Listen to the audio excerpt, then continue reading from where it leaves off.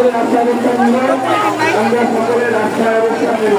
আমরা রাস্তা আমাদের রাস্তা ছাড়বো না, আমরা আমাদের রাস্তা ছাড়বো না।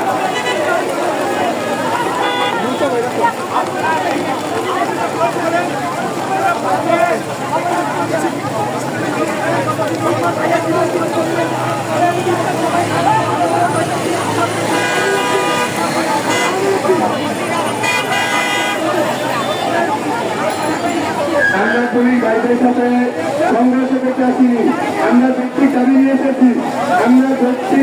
এসেছি, আজকে যদি এখানে আমার কোনো শহীদ পরিবারকে কোনো হতে শ্রদ্ধা পাইছে এবং যারা কোনো সম্মতি জানিয়েছে, এদের প্রতি যদি কোনো খারাপ আচরণ করা হয়, এর দায়টা পুলিশকে নিতে হবে, এই দায়টা পুলিশকে নিতে হবে, এর দায়টা পুলিশকে নিতে হবে, সরকারকে নিতে হবে, কিন্তু গভর্নমেন্টকে নিতে হবে। কারণ এই রক্তের উপরে শহীদের আত্মত্যাগের বিনিময়ে